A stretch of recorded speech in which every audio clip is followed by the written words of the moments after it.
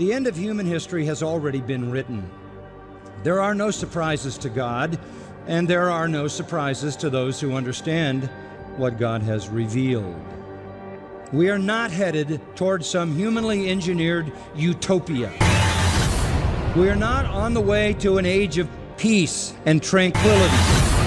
One of America's biggest cities sinking into chaos. Tonight, we have witnessed lawlessness and chaos on the streets as the violence escalates despite calls from Baltimore, where the governor of Maryland has declared a state of emergency. This is a grieving family that deserves answers for their son. Together we united!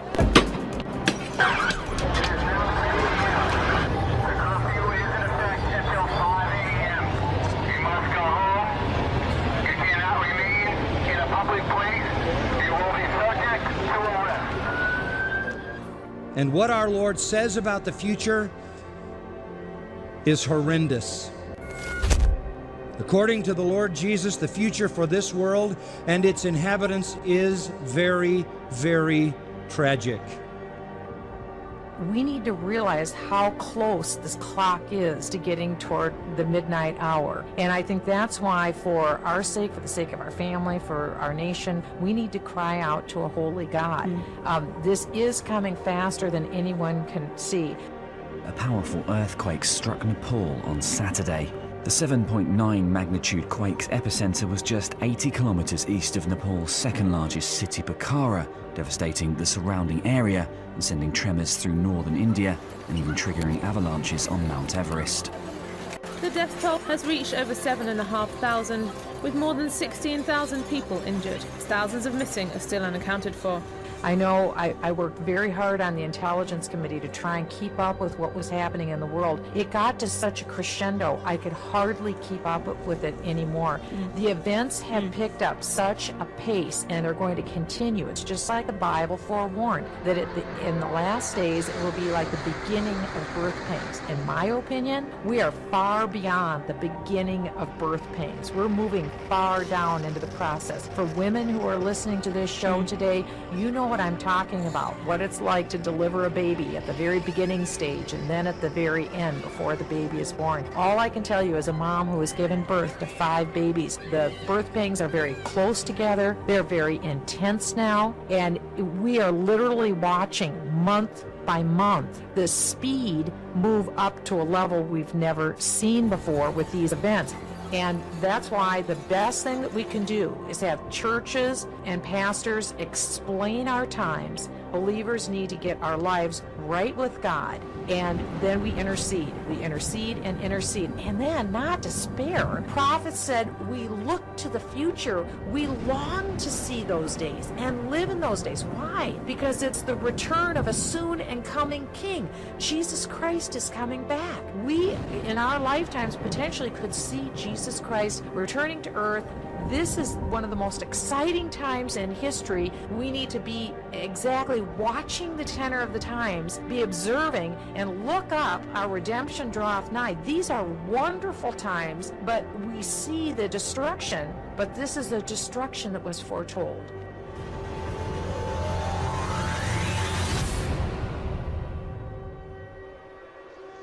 The scale of the flooding has been difficult to believe. In southwestern Peru, it almost submerged this bridge. Further north, the rain brought down this landslide. The country's president has declared a state of emergency. Further south, in neighboring Chile, the rain is still causing trouble. Copiapó is the capital of the Atacama region, normally one of the driest places on Earth. It normally gets about a centimetre of rain a year. It's taken the authorities completely by surprise. This water should have fallen as snow high up in the mountains. Instead, because the weather is unusually warm, it's falling as rain. The storms have been the heaviest for at least 80 years. Meanwhile, other parts of Chile are suffering from drought. The chaotic weather is testing the country's resilience, and forecasters say it could get even worse in the next few months. Chilean volcano Calbuco has erupted for a 3rd time in just over a week, sending a cloud of ash and smoke high into the sky. The volcano erupted twice last week, spewing over 200 million tons of ash, coating nearby towns, wreaking havoc with the salmon industry and cancelling flights as far away as Buenos Aires. Located some 1,000 kilometers south of Chile's capital, Santiago, Calbuco had lain dormant for nearly 5 decades before erupting twice in the space of 24 hours. Authorities are maintaining a red alert and a 20-kilometer exclusion zone around the crater. The state of California is resorting to drastic measures tonight to combat its severe drought. The governor ordering the strictest crackdown on water use in history. As we enter our 4th year of drought here in California, these conditions are symbolic all across the West. Some reports say the state has only a year's supply of water left in those reservoirs. Scientists call what's happening here unprecedented. We're technically in the middle of our rainy season. Mountains should be lush with green. Instead, they're bone dry. Tonight, Lake Piru, we're at the bottom of a reservoir. We should be 30 feet underwater here. Instead, these are the conditions. This is why California is in a state of emergency. We're in an historic drought, and that demands unprecedented action. It's for that reason that I'm issuing an executive order mandating substantial water reduction. Now we are embarked upon an experiment that no one has ever tried, ever, in the history of mankind. The governor of drought-stricken California has called for a $10,000 fine for residents who waste water. It's time for Californians to face reality. There isn't enough water. To the west coast now, where both northern and southern California experienced a lot of shaking. And while both quakes are considered mild, it still has lots of people thinking about the possible big one. The worry is that these small quakes will trigger a big quake. Hopefully not the big one. Be prepared to feel some shaking in the next 30 years. That's much more than you felt in the past down here. An earthquake measuring 7.5 has struck off the coast of Papua New Guinea, triggering a tsunami warning. Essentially, there's a tsunami threat for the local inhabitants for the places close to the earthquake. And they've probably already been hit by the first wave by now. Costa Rica's Turrialba volcano belched a column of gas and ash upwards of 6,000 feet into the air on Monday. An explosion on Monday afternoon lasting 28 minutes emanated from the volcano in central Costa Rica, and ash reached parts of the capital San Jose some 30 miles away. The aftermath of a horrendous storm in Germany. Violent winds swept across the north of the country, leaving at least one person dead in Hamburg and causing widespread damage. Local media reported winds of up to 120 kilometers per hour. I've never seen anything like this in my life. It's complete madness. Hundreds of trees have overturned, completely uprooted, roofs ripped off. In some places, cars were reportedly blown some 70 meters down the road. The storm follows unusually warm weather in this part of Germany. From Japan and overseas, seismic activity has been increasing. Officials have raised the warning level for the volcano. They've recorded many earthquakes near the surface of the mountain in the past 2 weeks. Tornadoes wreaking havoc yet again across the plains, waking up to disaster as the Red Cross and emergency personnel begin combing through the neighborhoods damaged or destroyed in Oklahoma, Kansas, and Nebraska. For the first time in history, the National Weather Service declaring a flash flood emergency in Oklahoma City as tornadoes rip roofs off buildings. Heavy rains and strong winds flattened houses as Typhoon Noel crashed into the northeastern tip of the Philippines. For the second time in less than 3 weeks, Nepal has been rocked by another major earthquake. The 7.3 magnitude tremor hit near the Everest Base Camp, killing at least 66 people, destroying buildings and leaving more people homeless. And there shall be famines and pestilences and earthquakes in diverse places. This is a sign that we are living in the last days. We are just around the corner. Very soon, we are going to see the King. Very soon. It's right around the door. All the signs that I mentioned are already here. It's already here. This is the Telica volcano roaring to life in Nicaragua. The country's most active volcano first exploded on Sunday night. Nearly 50 small gas and ash explosions, along with 7 micro-earthquakes, have followed since. Scientists are sounding an alarm about rising sea levels because the largest ice shelf in Antarctica is in imminent danger of collapse. That would allow glaciers behind it to start flowing into the sea, causing a potentially dangerous rise in sea levels. Now we have the spare opportunity of this ice shelf destabilizing and eventually collapsing in front of our eyes. It is certainly a warning. The conclusion is inescapable. We expect it will not last for more than a few years to come. Absolutely, we are really in a state of crisis, not only rising waters and storms, severe storms, and we're looking at a drought which is semi-permanent. I mean, we're in an era where some people are predicting wars over things like water and food and the like.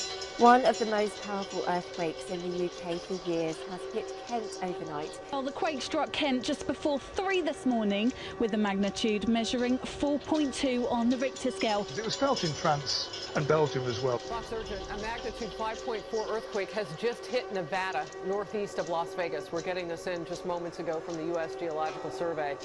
Residents of Konya province, southern Turkey, have described their terror when a giant sinkhole suddenly appeared in a local field.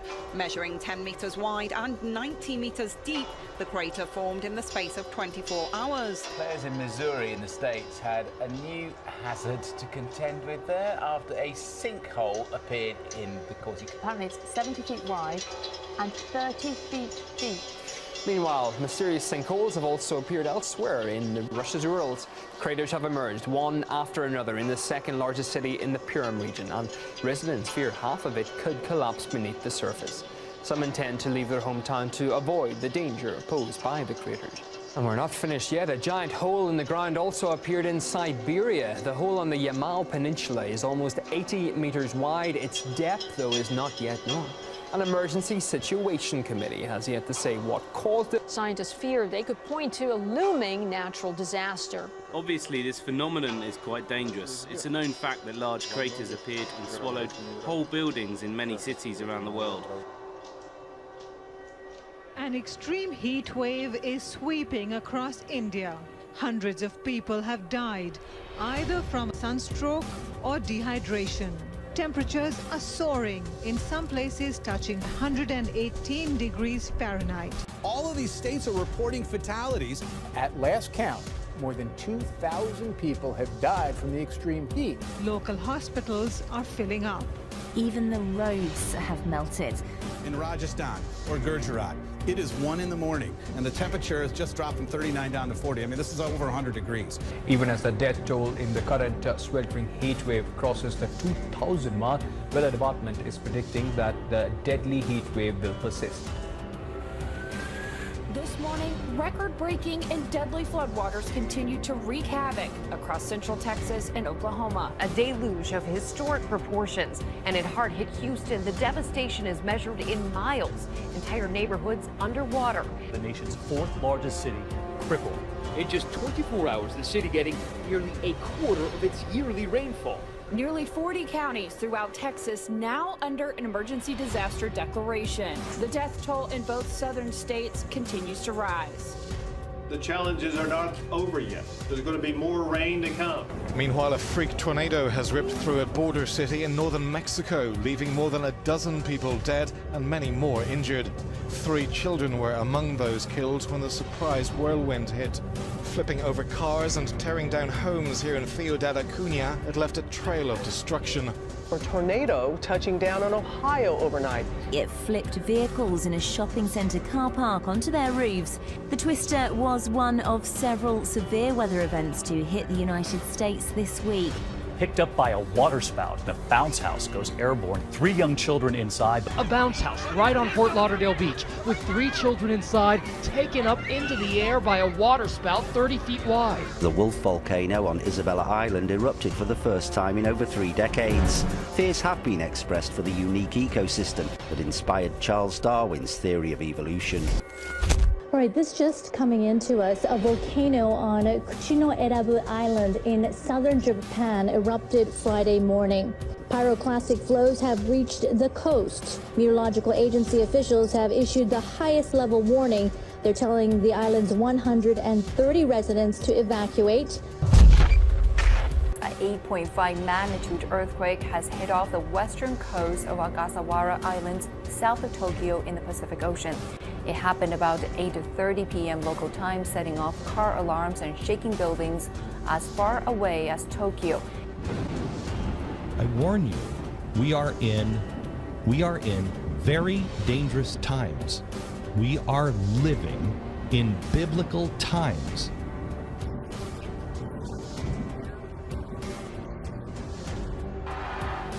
The message from this small independent republic to the entire world is one of dignity and freedom and tolerance, liberté, fraternité, égalité.